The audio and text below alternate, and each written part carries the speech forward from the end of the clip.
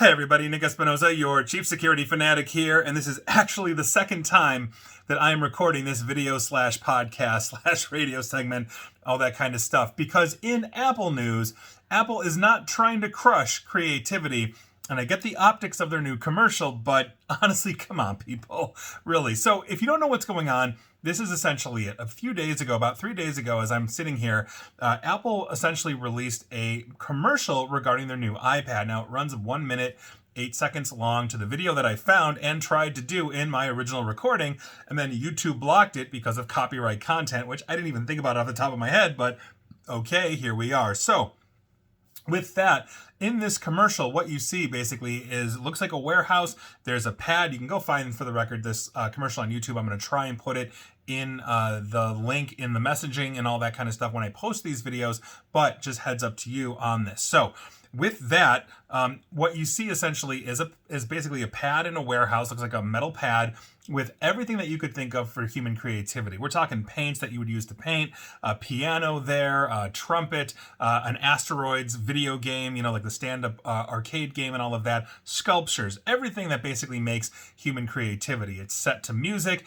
and what you see is a giant metal press come down and absolutely crush and explode everything. And then when they pull the metal press back up, what is left is the iPad, Apple's newest, thinnest, fastest, most creative. Now, I understand what their intent here was, is that all of these amazing things that you can do as a human, play the piano, trumpet, paint things, draw things, all this kind of stuff. They even crashed a vinyl record, as you listen to music and all of that, you can do with the iPad. And so everybody is freaking out.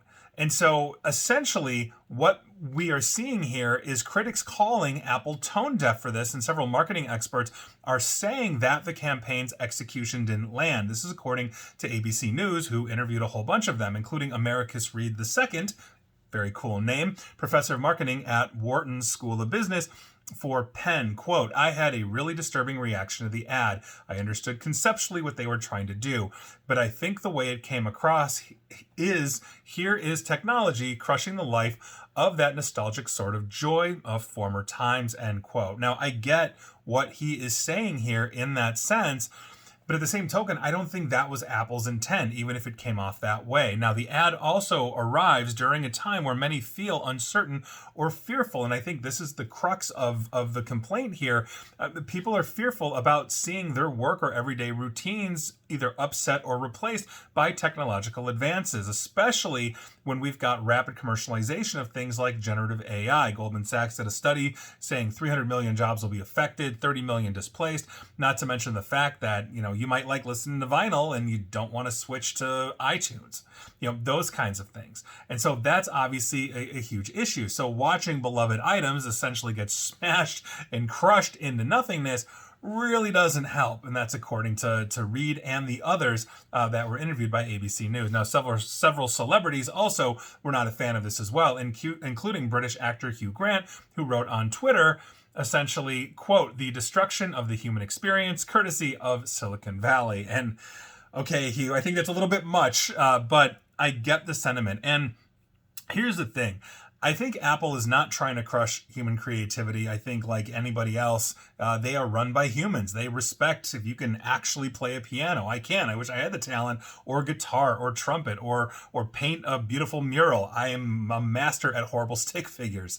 These are things that I think we've all got. I'm also an old school person with that. There is a vinyl record player in the house. It sounds fantastic. My car is a manual transmission because I like to feel connected to it, and stick shift allows me to do that. But I also understand there is the need for advancement here, and we can also balance the two. And so while this commercial is meant to be disruptive, and it absolutely is, in the sense that, yeah, you can do all of these things with this thin, fast, portable device, I think people are just making too much out of this. And I think when we are talking about a society that gets inflamed very quickly, and by society, I mean pretty much the globe at this point, thanks to social media, where everybody can just angrily screed online, things get ramped up.